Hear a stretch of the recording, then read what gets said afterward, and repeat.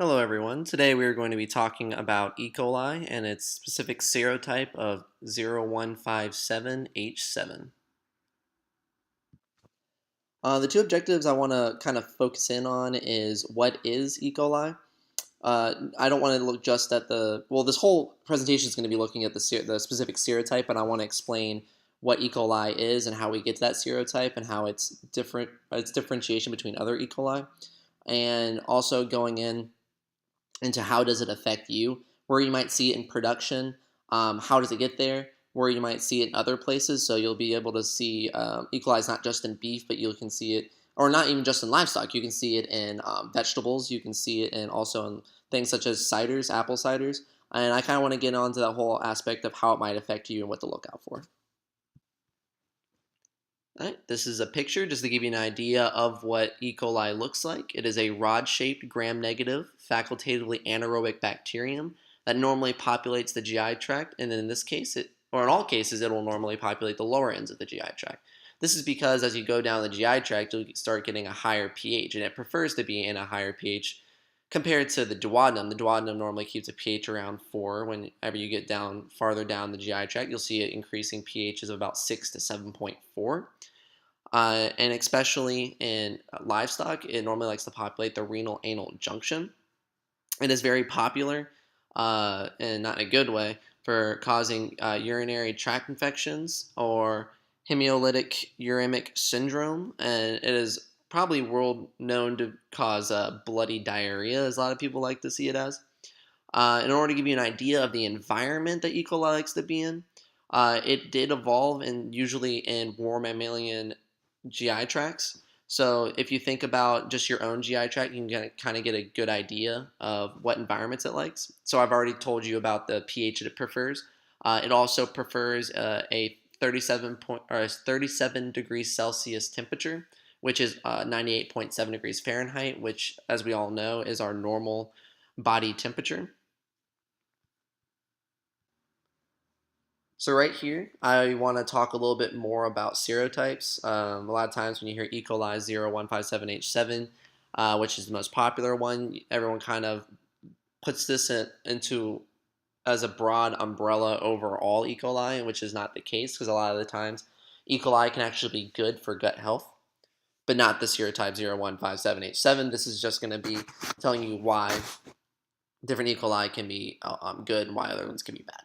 So in this case, serotype helps us subdivide from different E. coli.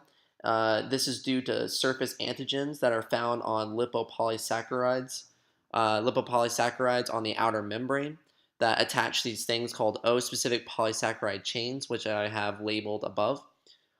So these O-specific polysaccharide chains are what allow us to divide and determine between different serotypes of E. coli. They also help us bind these E. coli to endothelial cells. So going off of what I said in the previous slide, I was talking about how these pathogens are able to bind to endothelial cells, but going on to the next step, they're able to produce these things called Shiga toxins. Shiga toxins are actually going to be targeting these things called GB3. GB3 is a globicide. A globicide that is formed by alpha linkages of galactose and lactosylceramide. Sorry, it's hard to pronounce that one. And actually is able, once it's able to target these GB3, it allows and aids in the pathogenicity. So without these GB3s, there wouldn't be any expression or any of these symptoms of UTI or bloody diarrhea. If we actually had a deficiency in GB3, we had no expression of GB3 whatsoever, that actually causes something called Fabry disease, which I won't get too in detail into it because that's just kind of a side note. The reason why I wanted to talk about this and the whole reason why I want to talk about serotypes altogether is because it's important to know that cattle actually lack the expression of vascular GB3. This is important to know because without this expression of GB3, Shiga toxins aren't able to be absorbed into the bloodstream and therefore distributed to different organs. So this is the main reason why we express these symptoms when we have the serotype 0157H7 and cattle don't kind of give off or kind of express the same symptoms we do. So right here is a table I took out of one of Dr. Robert Elder's publications. He is a researcher at the United States Meat Animal Research Center. This was a publication done around the year 2000, specifically on January 19th is when this publication was made. It was simply a survey done on, as you can see, 4 different plants, and then they're subdivided into 2 samples, and these samples being further subdivided into 3 to 4 lots per sample. This was kind of giving you an idea of where you might see E. coli being transferred. We see it in the feces more than anything. It's being shed into the feces or the hide. It also gives you an idea of where you might see it on a processing side or at what step you might see it the most prevalent. So in this case, we see pre-visceration, post-visceration, and post-processing. Pre-visceration being before the viscera is removed, so something such as organs. And we can see it kind of goes from a higher to lower, so this kind of makes sense. So as it goes through and proper sanitation procedures are done, you'll see this E. coli being, and then also the environment isn't as optimal for the E. coli to survive. You can kind of see it deteriorating of how much is prevalent, but you can still see a little bit still survive into the post-processing. This project was also done in July through August. July through August is summer to early fall, so this is the time you'll mostly see E. coli more prevalent.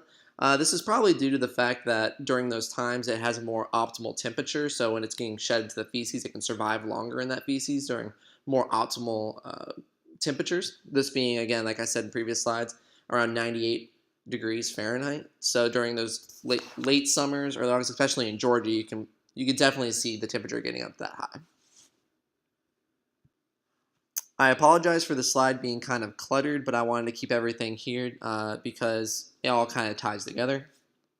The first table above was taken out of a paper published by Dr. Tong Zhao of the University of Georgia. It was published in 1993 and kind of gives us an idea of the prevalence of E. coli in apple cider. Apple cider, unpasteurized apple cider normally keeps a pH around 3.6 to 4, and when refrigerated, it will keep around a temperature of 8 degrees Celsius. At least in this project, this is what they were going off of. This was done on 6 different lots of unpasteurized cider. The first one being the apple cider only. Then we're looking at 2 preservatives known as potassium sorbate and sodium benzoate, and a combination of both those preservatives as the 4th test. The results you can kind of see right here that when apple cider is left to its own, that the pathogen still kind of dies off and is not as prevalent. This is due to the fact of that 8 degrees Celsius environment and the fact that, again, apple cider is normally keeping around a pH of 3.6 to 4. Both of these preservatives, the potassium sorbate and sodium benzoate, were effective, but potassium sorbate didn't show a significance when compared to apple cider. But sodium benzoate and a combination of both the preservatives did show significance when compared to just the apple cider with no preservatives whatsoever. This kind of gives us an idea that why preservatives are used. These preservatives themselves actually was stated that its ability is able to lower the pH of the cider, so by 0.1 all the way up to 0.4 pH to lower it by that much. So this is creating that environment where it can't, it's not optimal for its growth. So that's probably why you see a slight decrease in potassium sorbate. It's not as effective compared to sodium benzoate, which is able to decrease pH further and kill off more of that pathogen. Going on to the next 2 tables, I kind of wanted to add these in because if people are still curious about how we get from feces and then beef in general and how we get to these infections in these vegetables and fruit, the reason is because a lot of our soil is probably manure based that we get off of different plants with the feces. So these 2 tables were taken from a professor known as Ethan Solomon of Rutgers University. It was published in 2002. They used a 5 kilogram soil sample, a mixture of 4.5 kilograms of soil, and that remaining 0.5 kilograms was manure infected with different concentrations. You can see there different concentrations of the pathogen. They wanted to test the ability of a lettuce seed and see whether or not, when left to its growth in the infected soil, if that E. coli would be able to penetrate inside the seed and not just infect the outer surface. As you can see from the results, there is a mixture of inner infection and outer infection. But when further subdivided and looked at in more detail, they found that even though some were found on the outer surface of the seed, that it was on the subsurface. So it was still going into the actual seed in itself. This is important to note because a lot of times when lettuce is harvested, it's washed down with certain chlorinated water. But if this pathogen is able to survive inside, a lot of this surface cleaning won't be as effective as what they think. Kind of going off of that, we look at table 2. This is simply just a table to kind of give you an idea of how contaminated irrigation of water that you might see being applied to the plant itself can further populate and penetrate into the actual inner portion of the lettuce. This being because when they planted these seeds in this contaminated irrigation water or the contaminated manure slurry, they wrapped the lettuce in actual twine. This prevented the surface of the lettuce from touching the soil, and they wanted to see if this infected irrigation water or the contaminated manure slurry would actually take root, and then by that root go into the lettuce and then spread out into actual edible parts of the lettuce.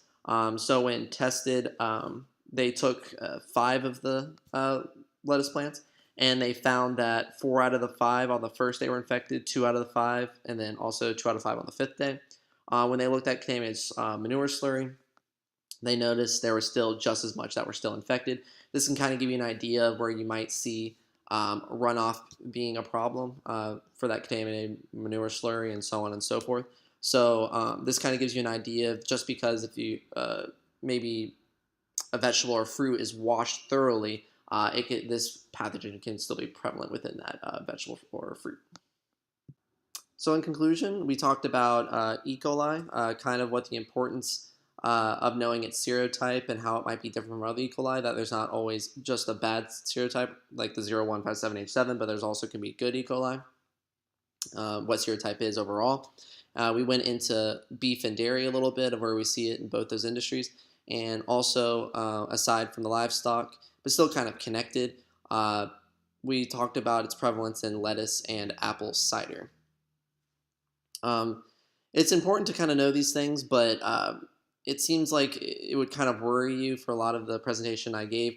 But to be honest, that only 0.00002% of the population, I think it was 4 or 5 zeros, percent of the population actually die each year from E. coli or the E. coli serotype 0157H7 infections.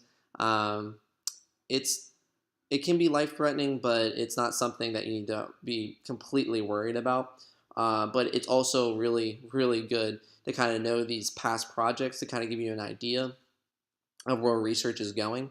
And just to give you an idea of how we've studied it enough and how there's a reason why it's so low. I'm sure a lot of processors and production operations look at these papers and kind of get an idea and able to improve their sanitation operations and protocols. So this research is very important. It's very good that we research this early because a lot of these papers were done in the early 2000s and later 1990s. So that it's probably the reason why we don't see a lot of prevalence in E. coli today, or why we have that 0.00002% of deaths per year. It's just because we've done really well in researching and knowing how to combat this pathogen. So that's it for this presentation. I want to put some links below where I found a lot of these things if you want to research it yourself. And yeah.